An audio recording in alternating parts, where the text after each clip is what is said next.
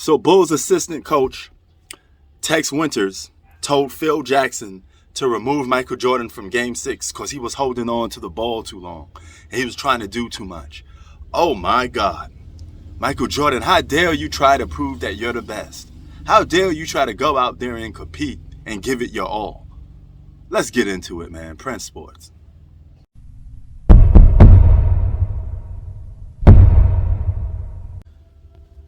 What's good, guys? Prince Sports here, man. Now, I want to talk about this numbshell, this jackass Scottie Pippen.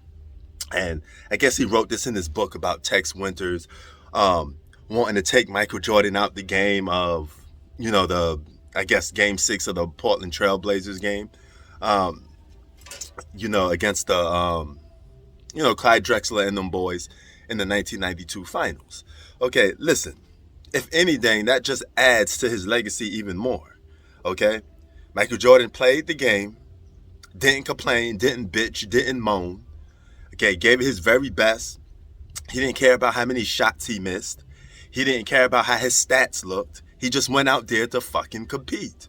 When he realized, hey, I don't get it, and his teammates or his coaching staff said, hey, Mike, come in, we're going to let the second unit give a try. Because we're not playing too good right now. Let's see what the second unit could do. And the second unit helped the Bulls come back. And Michael Jordan came back in the game to close the game out. That's what legends do.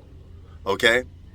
And I know some of you people here may not be used to this, but I'm going to hit you with a word that you may not be used to. Competition. Okay? When you face competition, you have games where you don't always become the best. Okay? Or games where you struggle. That's what makes you the best. Because you're fucking competing. Okay?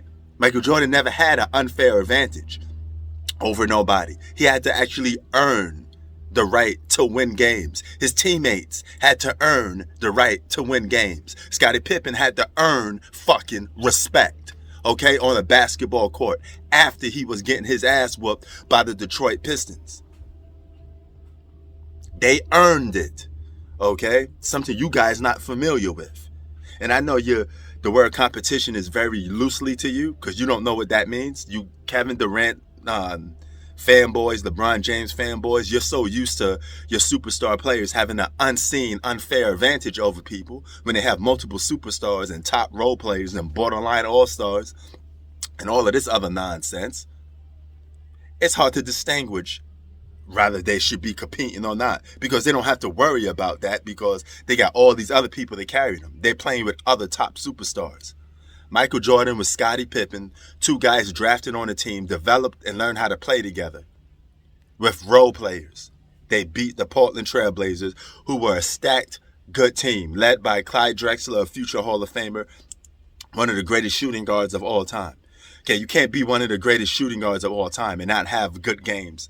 Even against Michael Jordan sometimes. It's called fucking competing. Okay? And here's another thing about it. I never seen Michael Jordan not once. Because that was in 1992. Have you ever seen Michael Jordan complain about coming off the bench? Even in the Washington Wizards days?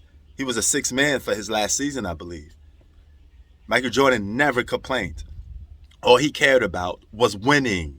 He didn't care about stats. He didn't care about looking good. He didn't care about none of that nonsense. He just wanted to win. Now, some of you guys, you're so afraid to take the challenge. You worry about your stats. You worry about looking good. You don't care about actually winning. You just want to, oh man, no way this guy's going to dunk on me. I got to make sure myself look good. Take the challenge and be a man. Michael Jordan earned his stripes by battling against Larry Bird, battling against the Detroit Pistons. He earned it. He earned the right to be called good. And that's what makes him even more greater. And why he's the greatest basketball player of all time. Because Jordan only cared about one thing. And it wasn't stats. Because if he was a stat patter like that, he'd have stayed in the game and just boosted his stats up while the Bulls lost. Never once complained about, hey, you know what? If this is for the betterment of the team, as long as we win, I'm happy. Jordan was on the bench cheering for his teammates, pushing them. Hey, I don't get it tonight. I'm gonna push my teammates to help them trying to win. Unlike LeBron James, who would completely disappear from games, completely look shook. Then you had to worry, hey, was it the Delonte West factor? Why this guy just choked and completely disappeared? He didn't went out blasting. Because Jordan went out blasting every time he won or lost. Win, lose, or draw, Michael Jordan makes sure I'm going to compete to the very last end. Okay? So the key word here for all you fanboys and ridiculous people that don't know what the hell you're talking about, it's called competition. When you face competition, you may take the risk of losing sometimes. That's what happened to Muhammad Ali. They get tested.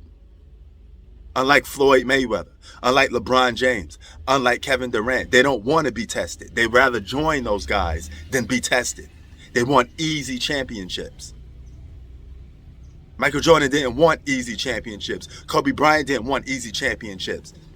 Kobe said, I want it the hard way. That's what a sports competitor does. They don't pout. They don't bitch. Unlike Scottie Pippen, who was bitching when he got taken out the game from Tony Kukoc, wasn't a team player. Michael Jordan didn't bitch about, him not having it one night. Man, get your mind right. Quick question before I head out. Do you want a guy that's disciplined, willing to do everything to win, even make sacrifices to win, and don't hear a peep or complain out of him? Or do you want to hear a guy that's crybabying, complaining, quitting in games, deciding when he wants to play? Which one's more appealing to you? I leave that answer to you. Prince Sports out.